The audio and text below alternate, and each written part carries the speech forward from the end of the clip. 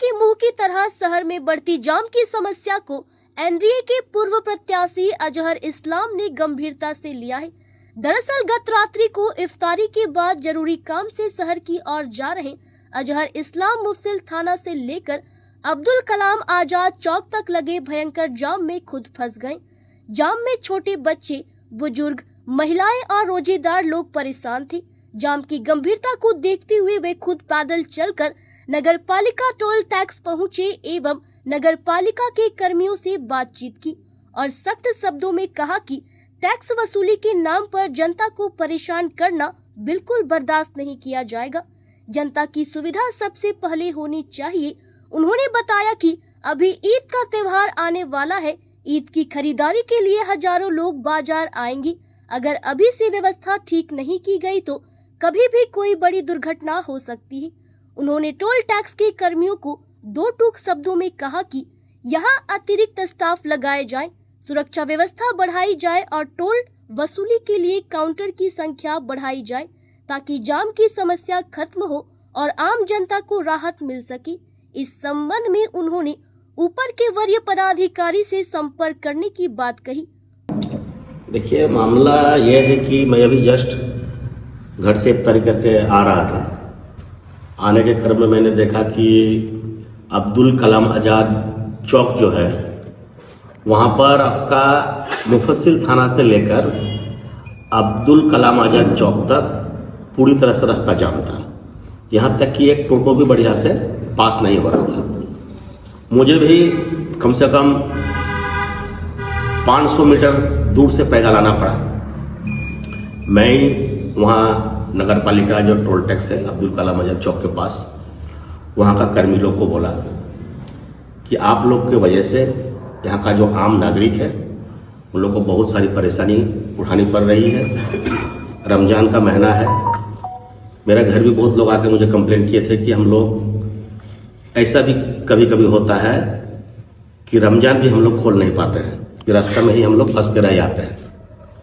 तो मेरा जो नगर पालिका का कॉन्ट्रैक्टर है, जिनको टेंडर मिला है, उनसे अनुरोध है कि आप अपना कर्मी बढ़ाइए, अपने स्टाफ का वृद्धि कीजिए और ज़रूरत पड़ने से आप टोल टैक्स लेने का जगह और जहां पर जाम नहीं हो उस तरह का बनवाइए कि जहां से आम नागरिक जनता को तकलीफ नहीं हो, परेशानी नहीं हो। अभी 2-3 दिन बाद ईद है। ईद में उधर में जितने ग्रामीण लोग हैं सबको अभी कपड़ा खरीदने जाएगा, बाल बच्चा को लेके जाएगा। खुदा ना खास्ता इसी तरह से जाम में किसी का कोई एक्सीडेंट नहीं हो जाए। जिस तरह से बड़ी गाड़ी चलती है, टोटो चलते हैं, कोई अपना बाल बच्चा को मान लीजिए बाइक से ही ले जा रहा है, घंटों घंटा जाम में फंसा रहेगा।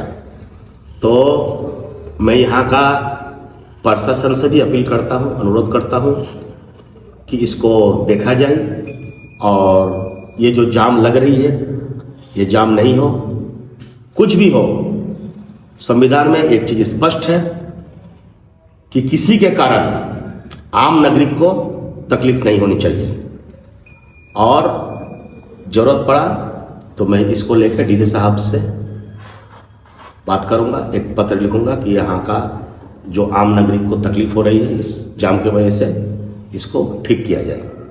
तो ये सिर्फ एक ही चेक नाका का है या पूरे नगर क्षेत्र में सारे चेक नाका के कारण है? देखिए, एक्चुअली ये जाम ज़्यादातर होता है, हमको लगता है कि यहाँ जो टाटा शोरूम के पास एक नगर पालिका का टोल टैक्स खोल दिया है, उसके बाद फिर यहाँ पर माइनिंग का चेक पोस्ट है, उसके बाद फिर मान लीजिए 1 किलोमीटर के बाद फिर एक चेक पोस्ट है। इसी वजह से यहाँ भी गाड़ी रुकी रहती है, यहाँ भी गाड़ी रुकी रहती है, वहाँ भी गाड़ी रुकी रहती है। इसी कारण से ये पूरा पाकुड़ जाम से ग्रसित है। आम जनता को जाम का सामना करना पड़ रहा है। मान लीजिए कोई अपना घर से निकला कि हम 10 मिनट में काम करके आ जाएंगे, लेकिन उसको घंटा 2 घंटा जाम में फंसा रहना पड़ता है। तो यहाँ के ट्रैफिक का जो इंचार्ज में है, मैं उनको भी अपील करता हूँ कि ये सब में सुधार लाइए, आम जनता को, आम नागरिक को परेशानी नहीं हो। ऐसा कुछ कीजिए जिसमें कि आम नागरिक को तकलीफ नहीं हो। पाकुड़ से सुदीप कुमार त्रिवेदी की रिपोर्ट।